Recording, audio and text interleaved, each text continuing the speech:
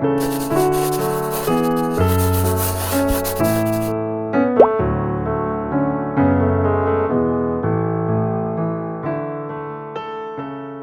my children. Welcome to the Church of Pentan Podcast, the premier Battle Spirit Saga talk show available on all your favorite podcast platforms. May the cores be our saviors. I'm Espira, your head of service, and joined with me are my apostles, John and Cosmic. John, how are we doing this week? Well, if you guys have watched previous podcasts, you would know that I was right in my very obvious prediction that Gale would win the event. And also my predictions are crazy. Yeah, of course. A messiah of all things. Cos, how about you? Right. My man acting like he wasn't sweating all weekend long over here, but yeah, he got his win. He was right. Yeah, I'm doing pretty good. Like, my biggest thing is that, man, the second, and of course, we love our Borg here, and we love Sinclair, all that good stuff.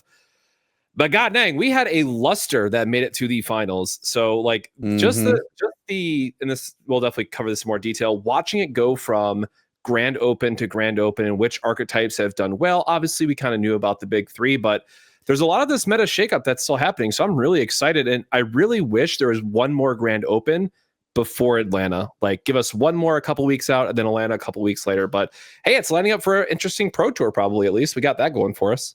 Mm-hmm. Yeah, and Worlds, right? I mean, it's just the same format. So we'll have to see what comes out of Atlanta, what comes out of the Pro Tour, and then that's largely, well, that is the meta going into Worlds, like a month later. So, it's exciting few months coming up.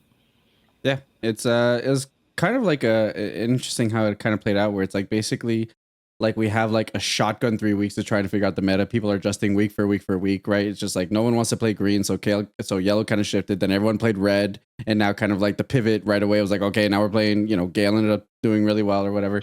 So it's just kind of funny how it's been it's basically been like a knee-jerk format where it's just like everyone is just so quick pivot from event to event because it's been back to back to back, and now it's like Kaz says, and now it's really funny that now it's like a lull, and then we're back to, okay, Grand Open. Now it's like, okay, did anyone bring anything crazy to the Atlanta Grand Open? We need to consider for like the 1 week pivot for the Pro Tour. Well, it's kind of funny. So all these events are within like this short time frame, right? Mm-hmm. And then we have this lull, and I think people are just not going to want to play for like a few weeks, right? So testing for Worlds might be pretty slow because everyone's like, I don't want to say burnt out, but maybe burnt out because they had to play 5 events in 5 weeks. Man, it's holiday. Let me eat my Christmas cookies. Let me be fat, have my cocoa.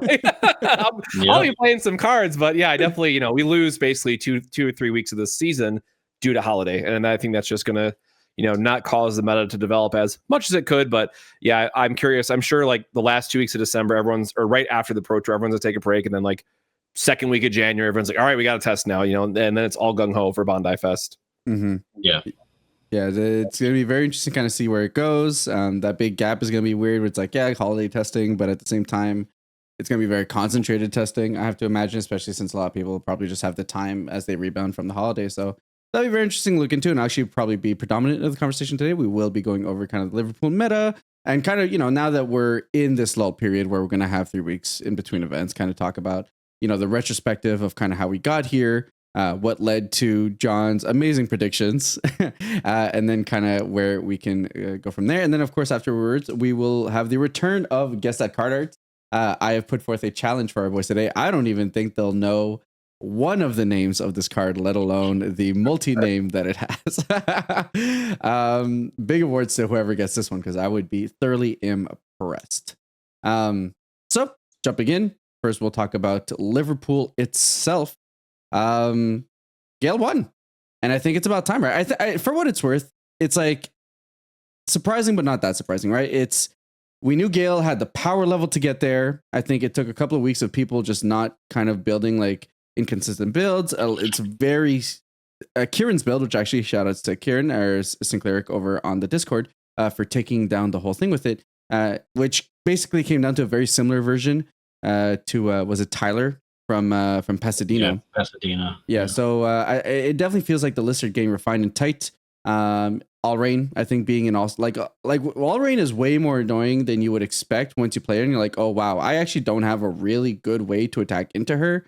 If they do have the sanctuaries, you can't even like chump attack her in any real way depending on how things line up. So it's lined up to be definitely a more resilient deck now that people have leaned more on kind of defensive lower end aspects of green that kind of allow you to get into your late game for the Gale. Some call it a little bit greedier, but nevertheless, Red still did really well this tournament. You know, shout outs to the TD boys. I think Daniel locked in another top 8 with a deck as well this week. But it's very diverse. I mean, you know, we got yellow, we got green, we got some purple, we got some white. White broke into the top cut with 2 different decks, one being more tempo, one being more control. And then we got, you know, the rainbow piles that causes committed to playing at Atlanta, apparently. I just love it so much. I just love K. Yeah, so I guess to kick it off, John, kind of like what pivoted you to thinking, like, I think the natural way to see it is like, okay, well, Utrecht was yellow, let's play red, you know, and then Pasadena was red, so let's play green. Like, is that kind of the natural progression? You kind of forgave it, or you just kind of figured, you know, it was kind of Gale's due time after, you know, X amount of events to finally get there? Yeah, I mean, Kaz's interview with Matas that I think went live yesterday on YouTube kind of summed it up. You know, Ryan said that, you know, basically the format right now is more or less rock, paper, scissors. And that's kind of where I think my thinking and most everyone's thinking is as well, is that you have Gale, yellow, and red, right? So, I mean, you know, white's in there too somewhere, but those 3 decks are predominantly what makes the rock, paper, scissors format. So, you know, you have this deck trying to figure out how to beat this deck while also not just losing to this deck. And I think that other than red, I think Gale lends itself the best opportunities to kind of have those flex slots to be able to counter anything that it needs to counter. Whereas yellow is kind of stuck in that rut where it's like you're playing these 40 to 44 cards in every yellow deck. Whereas red and Gale, like, you might only have 38 cards, you know, that are the same, or 40 cards that are the same. Mm-hmm. So you have more slots to really kind of form a meta. And Gale, I think it was Gale's turn. You know, I thought that they would be more Gale. I thought it would be more dominant. But, you know, it did win. That's not totally unexpected. You know, Daniel did beat Kieran and Swiss. I think the version that Kieran was playing, the one from Pasadena with the plant mom, it's a little weaker against red, ironically, because, you know, you have more targets for Break and Dragno King. And it just gives the red deck more chances to out-tempo you. Whereas the other version that was more greedy is actually really good against red because a lot of red's cards are just dead against it. So, you know, so it was a meta call. It worked out for Kieran. You know, big congrats to him. You know, he was due for, I think this might be his first top even as well. He always finishes like just outside, like top 16. So, you know, it was cool to see him win.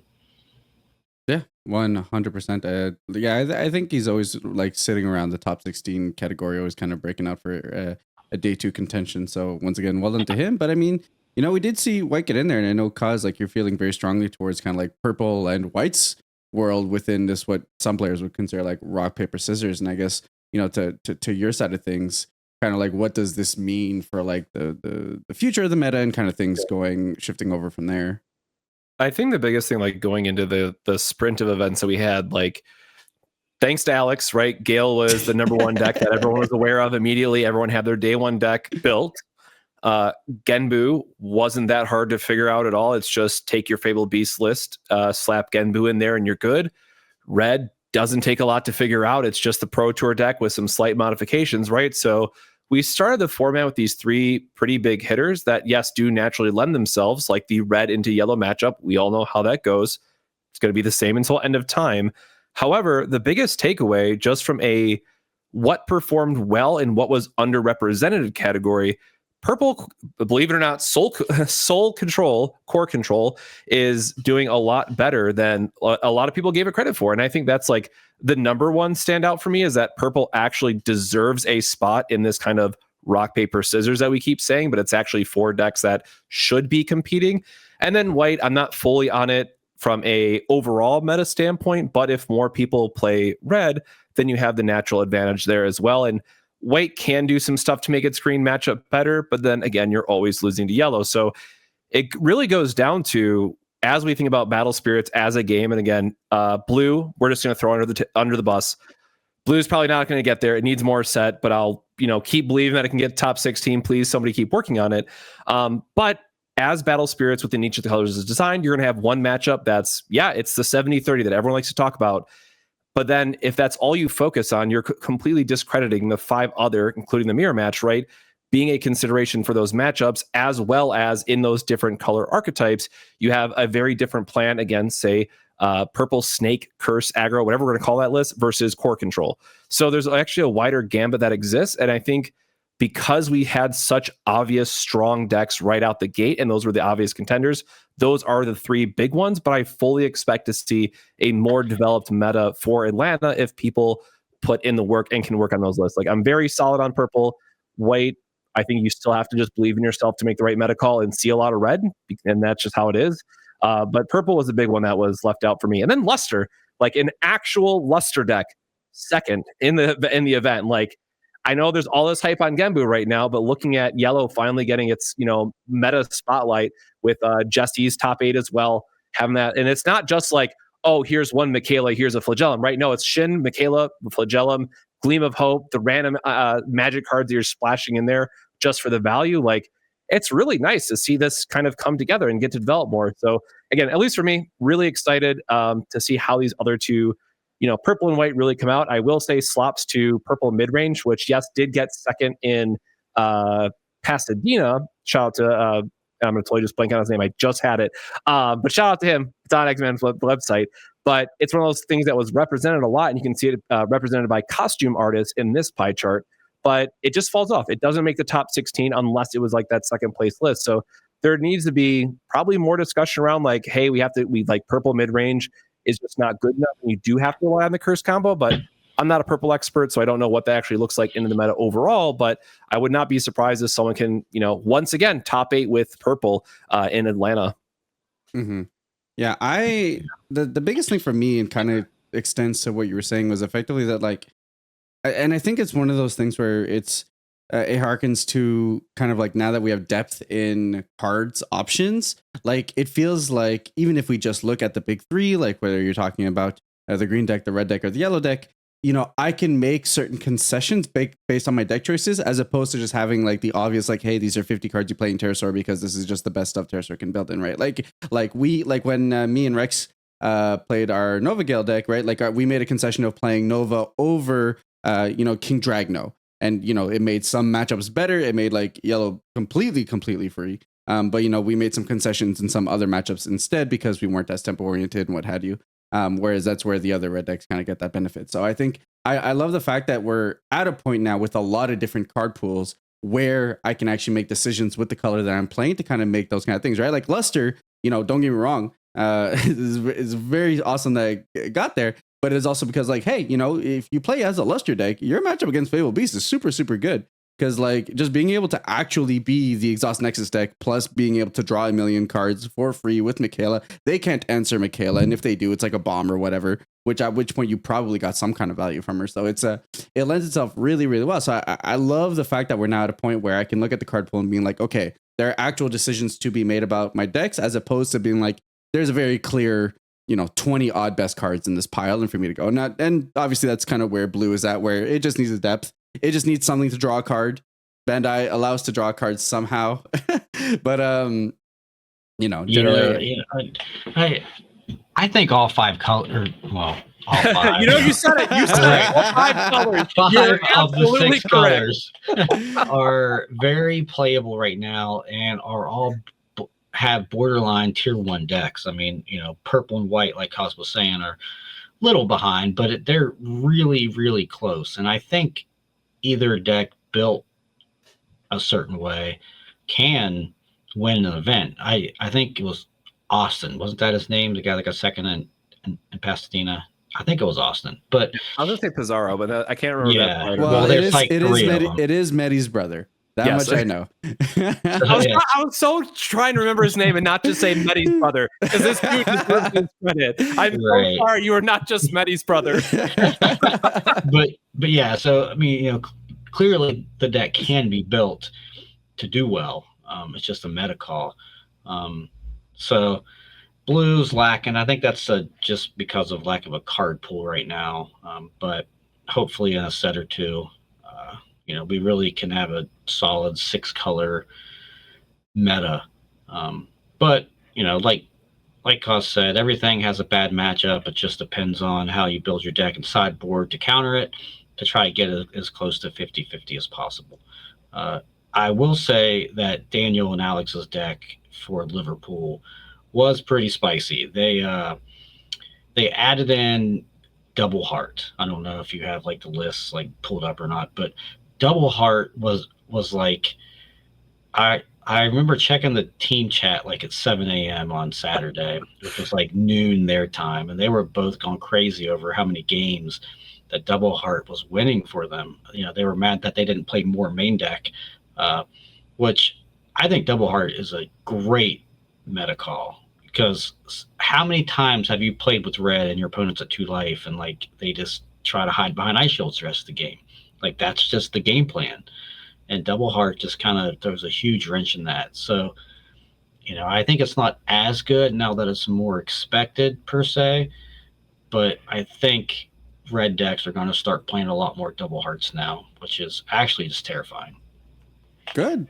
I mean, I it's funny when you say spice, and I know I kind of live in my own corner of the world, but like Double Heart has been in every single one of my decks since we got set 3. Right? It's people will learn to respect furthering destruction Champa.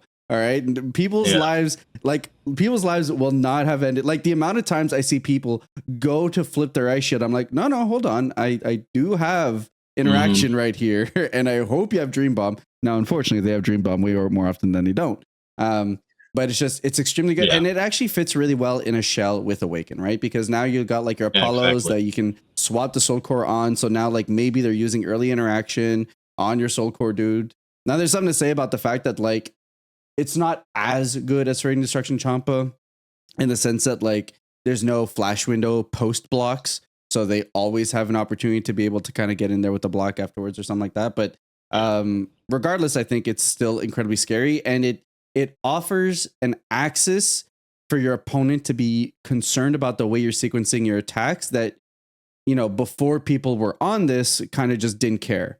And I think it's a level up on the player base to now always be conscientious that anything with the Soul Core could potentially represent 2 damage. Yeah, I mean, it's so good with Dragno King and Apollo in play, right? Because it's like a lot of times they don't want to block Dragno King with Soul Core on him because he's going to crush you. So you're like, yeah, I'll take Dragno King, whatever. And you're like, not so fast, my friend. And then all of a sudden they're dead. So, it's pretty solid. Their version of red, if you compare it to like a deck that Brad Watson played, for example, and Bastina and got top 4 with it, you can see that like red, this is like the 38 card shell, right? It's just like these spirits. And then Daniel and Alex are playing more defense, but Brad was just like playing the Trident Dragon and everything else in the world. So I mean, these decks are very different decks, and they're all within the same color. And I think that's why I like red personally so much right now, is because I think Gale might have an edge on how much it can flex, but red has a lot of flex spots. So it's just really fun to build and play right now. Yeah, I'm glad you brought up the Brad point, because that's what I was going to go back to as well. As like, who else loves the Double Heart is the extra Awakening with, because Trident Dragon, again, for those who haven't really spent a lot of time playing with it, this card really wants you to be proactive with your cores, because you're able to ramp so much back, which then allows you to Double Heart on turns that you normally wouldn't be able to. And then you also have the flexibility of the Awaken between Trident Dragon or Apollo. Like, you're going to have both of them on board at a time, and one of them is going to connect, I promise you. So I know that there's still, I think the overall the favor is probably on Dragno King, but man, I'm probably just biased because I love the SPR too. Like the SPR Trident Dragon is super clean. But I just had so much fun with, again, getting to do those proactive plays. Like, doing main Star Blast draws and ritual fires and even a Dream Bomb sometimes, and like have 2 Trident Dragons on board and be like, I'm going to get all these cores back, by the way. Oh, and now I can double heart you as well. So it's just the turns you get with that with Trident Dragon just feel so good. Mm-hmm. Yeah, Brad's deck with double heart would be pretty sick. He could probably trim down on either Ant-Man or maybe 1 or 2 of these Nexuses to fit in a couple double hearts, and then I think it's even more scary. Yeah, I just love the options, and that's the kind of like where it's like we're getting into depth, or like you're saying, comparing between 2 red decks, right? Doing 2 good things, but they both have results, and I love that. And it really feels like almost every like the fact that like Anthony is able to DM me and being like, let's play a game, and it's a different version of some BS white deck, and he's been doing that consistently for 3 weeks now, blows my mind every time. which actually kind of harken, going back to kind of what we're seeing here. If I find the pie, we see this little lady over here. Little Miss K, right? And I love that she's getting, as much love, because like on paper, any TCG player reads K like in a vacuum. It's like she actually just says draw 5 cards, right? And the fact that she can synergize with Battle Spirits in a way where you can just nuke stuff off your board just because you want to, right? Like there's no step. A lot of decks need enablers. The enabler is literally just the game mechanics for Battle Spirits. And then you can go on and do like sack off the Aegis on your board, play a K, kind of go into an Aegis from there. And I know you have been quite an aficionado of this deck for a minute now, Cause. So kind of like this deck's working. Why is it working? Like what are we looking at, these like literal piles of 2 1 1 1 1 4 2 2? Like what the hell is going on, dude? Yeah, they've been super fun to watch just how everyone's been coming along with it, and we've actually gone so far down this rabbit hole. But now that like the Church of Smag is very real, like I actually got called out in my recent YouTube video. It's like, sorry, this isn't a K list unless it has Smag. How could you forget him? I'm like, little do you know, I have my store champ versions already. I don't like it in that version. And actually, not this one, but the other one was also running like Blazing Board to get even more value out of K. But and it's also interesting because what myself and shout out to Anthony or Dongo in the Discord, we have always been focused on a white control shell, because like you just want Elephant to die to get you the cores to ramp you the cards as well, so that you can actually like play out your K. Like you do play a lot of expensive stuff, where these 2 new K lists that popped up are very much more like, we're just stalling the early game. We're using Volcanic to filter out the pieces that we want. And truth be told, I really do like Volcanic. I played the white-blue version more recently, and it probably should just be white-red. But the one thing that really took me by surprise is moving the idea from, okay, well, what if we don't have Elephant? What if we just use Hurricane Highlands for our ramp effects, right? And that's a possibility too. Like at the end of the day, a lot of these times with the lists, you are just grinding it out to the mid to late game, and you go, okay, here's a K, here's 5 spirits on the board, I've whittled you down, and I'm just turning stuff sideways and winning. Very rarely do you use K's level, I think it's level 3 actually, effect for 5 cores, that you pop something 3K or less for every symbol you have. Like none of that matters. She is just a 5K vanilla after she does her on summon, and then you just purely win from I'm turning stuff sideways and I'm getting it back off K. But this is where we really start to see a difference. Actually, did the other list have Scoops and Beldegor as well? I think it did. Like that's like the one common thing. Yep. The one common thing that we always go back to is the Scoops Beldegor loops just being as good as they've always been. But yeah, this one has the 10 drop instead of the, I guess this one does have the Toki 5 as well. So you're still doing some Void Lord shenanigans. I love it. Like, I think this one is just really, what I love about K so much is that there is so much that you can do with it, and it's always going to reward the deck builder for making a meta call, knowing what you want to bring. And then also, as I mentioned, I think in the last podcast and several times, like you just get the surprise factor. Like your opponent does not know what you're playing. If I go turn 1 Phantasmal Paradise, congrats, 90% of my list, right? If I go Amethyst into a Scoops into like most Hurricane Highlands, you have no idea what's in the rest of my deck. And in my testing, like I've just won a lot of random games that way, where it's, hey, it's attrition. You don't know what I'm doing. I probably know what you're doing, and I'm just going to navigate the game that way. So love the card. I have no idea which one of these lists is like what you're supposed to be doing. I guess, hey, everyone plays Smag. That's the cornerstone people keep grilling me on. I don't know what half these cards do. I'll be honest with you. Like that white card on the top row, no idea. Oh man, that's a set 3 card. So Wait, isn't that the anti-mill one? Hold on. No, actually, what is that one? No, this is the armor or something. it's the android that like it has armor. I got played against it with the white mid-range deck in Utrecht. So it's got armor, red, purple, and on level 2 when it blocks, if your opponent uses an effect they control to draw a card this turn, select one of your spirits and return to their hand. So I don't actually Meteor Dragon, I guess. I mean, it's armor red purple. I mean, that's never bad. Yeah, but, true. But yeah, so kind of it's probably questionable, but it is something to get back with K, and you know that's never bad. Mm-hmm.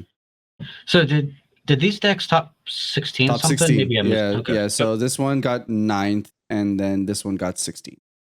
And that was in This was in the Liverpool. Liverpool. Yeah. I know that Pasadena, there were a couple of variants that were on the bubble and just didn't get there. And in Utrecht, I lost to one in the last round. My opponent finished 9th actually after beating me. And I know that a lot of the guys who were pushing this deck for very early on were actually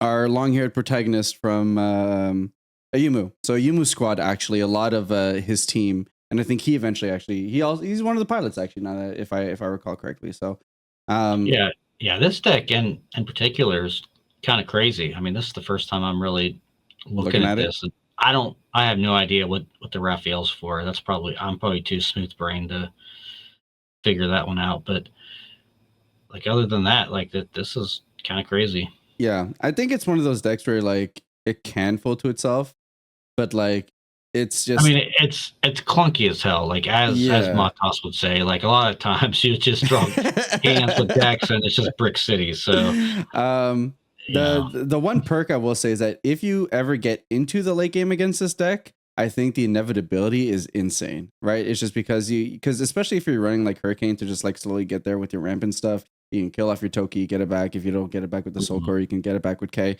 And it's just these infinite loops of like, as long as I don't deck out, like I'd say the decks that have the biggest game against this kind of thing, if you get into the late game, are the white decks, because you can kind of just alka burn them out and they don't often have an answer for that. But otherwise, it's just like, how do you beat drawing 5 cards every turn? Within that, you're drawing a card, you're milling them out. I've seen the Mandala like beats because you're running like a million cores. You're playing big things. Yeah, you would never deck out with this deck, like because you're just gonna do it to them first. With Mandala, so there's no way you're ever decking out. Yeah, so it's I love this, and I love that it's just like these 5-color piles, which remind me a lot of like this MTG card. I can't remember. I think it was Atraxa, and when Atraxa got introduced into Standard like 2 years ago, she just says like, "Hey, look at the top 5." It might be Niv Mizzet, where it's just like, look at the top 7 cards of your deck, take one of every color, and it's like, okay. So it's just I love that she did translate as that like 5-color pile deck, and we are seeing the 5-color piles, and actually they do well. I mean, I think Kazu took it to a store championship to get X1 finish with it. So, but again, we played at the Pro Tour as well, so we played at like bigger events. Exactly. That good start. Started 4-1. We had a. I was gonna keep saying that. Started 4-1. Had a great time. Yeah. What does I gotta look this up. What does Raphael even do? She turns things level 1. Yep. And that's like the only thing I can think about it, because there's no other like level 1 cheekiness. Here's the thing. I will say there's no 2 cost in your deck, so you can't use that but like everything you're playing is almost always level 1 because you're playing them for their ETBs. So it's almost kind of funny where it's just like you have all these level 1 like 8 drops, and then you're just going in and dealing 3K to something. I don't know. Yeah, I mean, if you have 4 spirits in play, though, I don't think you need that one to win. Maybe it's for when a core is placed on your reserve, select one of your opponents. Yeah, but that's only during your attack step.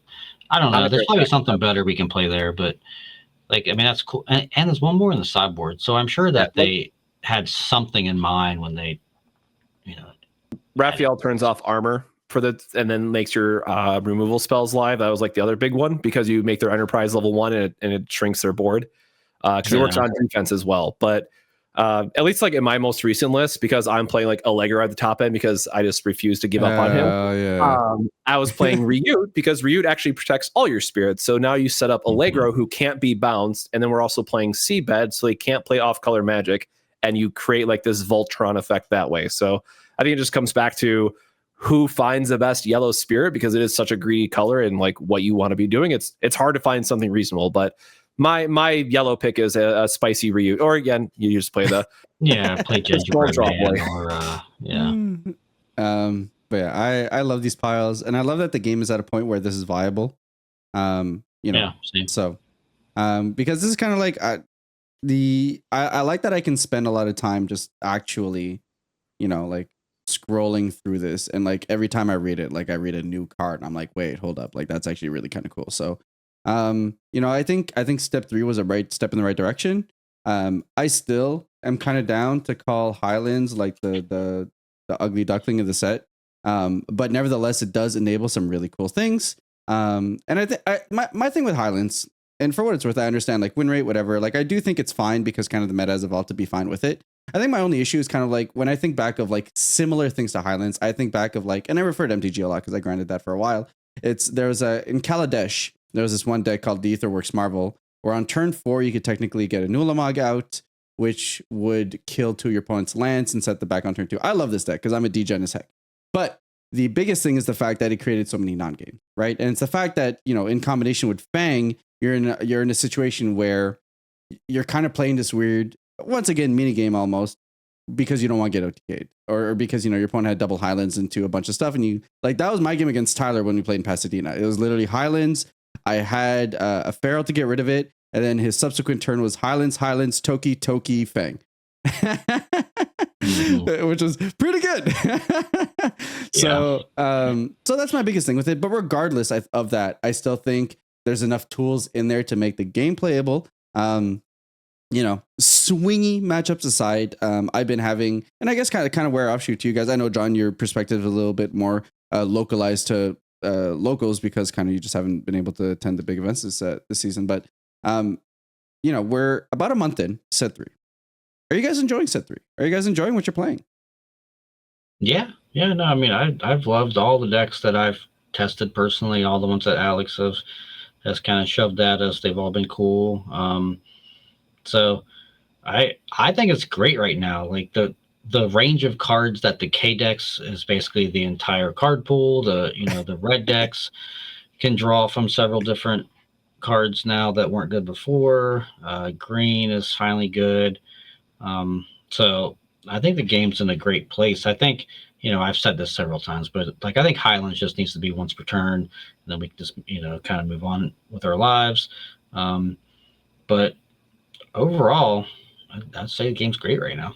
Mm-hmm. How about you guys?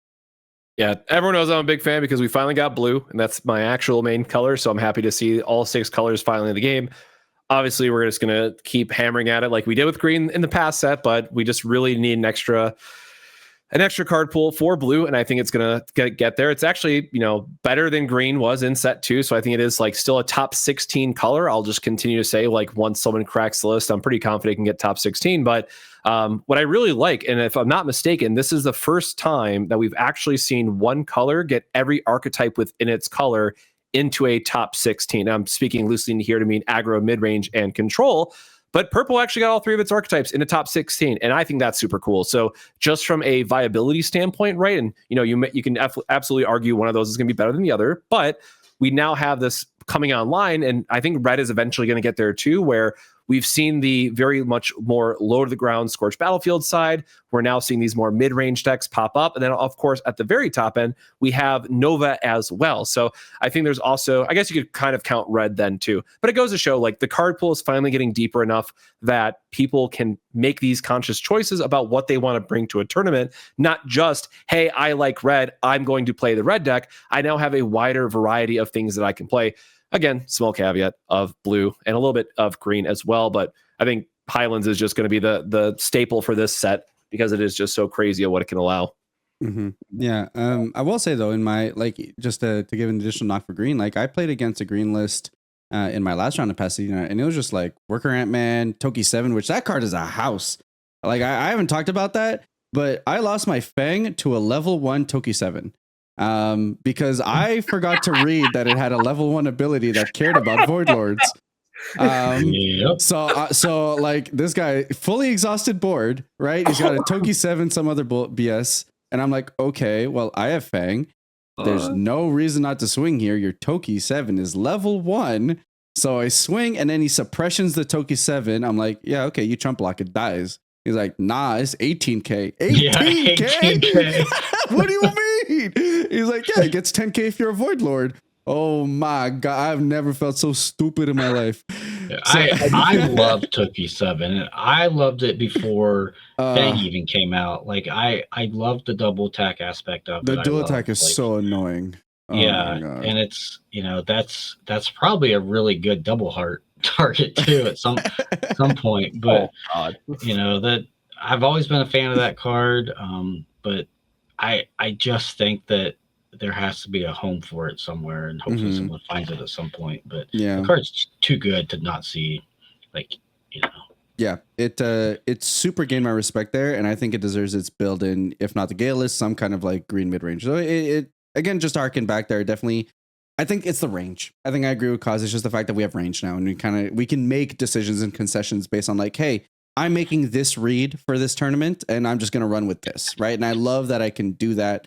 And that I can kind of, make those kinds of calls, which alternatively for like a lot of other, just Bandai games, that's not really the case at the moment, right? Like there is like a Nami deck, there is this deck, let's say if we want to play One Piece or whatever. So it's kind of nice to see that variety here for sure. Yeah, I agree. All right, gents. Oh no, I forgot. my challenge here is you guys getting any part of this name. And I don't even know what I'll do if you guys get the whole thing, but we can figure that after we get there. So this time around, who wants to be odds and who wants to be evens? Well, Cos went first last week. I'll just go first this week. We'll just rotate. You know what? And again, I'll trade from there. I think that is perfectly fine. So, gentlemen, what is this card art? Son of a gun. I know the card. Just sorted my set free stuff. It's a green card, yeah? It is most definitely a green. I can even show you the effects if that makes it easier for you. No, it's the whenever you're whenever your Gale guy deals damage ramp one. Yeah, so during your attack step, when one of your spirits are Gale, and then it has one in spirit attacks, like one of your opponent's spirits and exhausted. Oh my God. No way. I've seen this card like 3 times in my life. Literally like twice for me. Yeah. Okay, so nothing on your end. I mean, you can just kind of throw, you can throw Buggy McBoatface. Like something. I have no idea. All right, so first off, John, any answers? No, I got nothing. Cause anything? Great Bug is maybe in the name, or no, that's his type even. That is not a bug. There is. Well, he is a Carapaite. He is most definitely a Carapaite. So there is one component of his name that blew me away because I only realized it when I read it specifically. So we have Radiant Rainbow Wing Jewel Bug Sigma, because for some reason this is a Sigma side here. Oh my God. Oh my God. How? Okay, so hang on. I wonder if they put the Sigma sign because they couldn't fit the word Sigma because it's that's crazy. I had no idea that was even that's what that sign was until you pointed it out. I mean, I didn't even know what Sigma is, but I never noticed it on the card. Yeah, because it just kind of blends with the frame. Yeah, that's no. God, come on, Bandai, be better. Honestly, this is better, man. We got a whole extra word on it. But like literally, imagine if this card was playable and we're just like, bro, Jewel Bug Sigma. Oh my God, the things I would have done to have this card playable, dude. Like, I got Radiant Rainbowed. Like, sucks, man. Yeah, you got Sigma, bro. Yeah. Rainbow Road looking ass name. Goddamn. Good. All right. This is the better game for sure, man. I love this one. All right. So to kind of bring it back together, things we have to look forward to. So we've been talking about it, Atlanta, the Pro Tour, and unless something for whatever reason happens with, the legality of cards, also the Worlds format. We kind of have this rock, paper, scissors going on ish with other colors still being very, very closely viable and still being able to break into a top spot if they have a good Swiss run. So I guess to kind of just cap that off, right? Like what what are you guys looking forward to, or your expectations going into Atlanta now, especially once players now have this like 3 weeks to kind of figure out kind of where they want to go? Yeah. So now that Gale won an event, now we're back at this part of the cycle, right? Where it's like, Mhm. okay, people are like, oh, well, let's just play Gale because it just won, right? So that's when you're going to start seeing a lot of white decks now. So there's probably going to be a lot of weird white decks built to beat Gale, which means red probably won't do as well because the white deck kind of pounds red. So then maybe white and purple will kind of see like a come up in Atlanta. That's probably my best guess. There's still going to be like a red deck that sneaks in top 8, I'm sure, but I would not be shocked to see like 3 white decks, 2 purple decks, a Gale, a red, and a yellow or something, like some kind of top 8 like that. Mm-hmm. So I guess my big thing is that like within that context, Gale, do we think this has to be the best version, right? Like this is just kind of like the optimal way to play the deck now? I mean, I guess I don't even know how to answer that question because I feel like the deck can be built 17 different ways. Yeah. Like the K version's fine. The one with the plant girl's fine. The one that's like the like original list, that's kind of more greedy's, that's also fine. Mm-hmm. Like there's no bad way to play Gale. Like if you have Highlands and the 10 drop and the 5 drop, like you have a tier 1 deck. Like, right. That's the engine. Like you don't even need, Jaeger. Like I think Jaeger's good, but these people, like the people that are building Gale right now are like, well, it takes up too many slots. I'd rather just play, you don't need Jaeger. He's fine. You just need Tokiwa. Yeah, because he's like your recursive Gale engine. Yeah. Where it's like every single turn I could just Gale with Toki. Right. So, is it the best Gale version? Sure. Like we'll go with yes. Mm-hmm. But again, I wouldn't be surprised to see Atlanta having a Gale deck that's like 10 cards different. So yeah.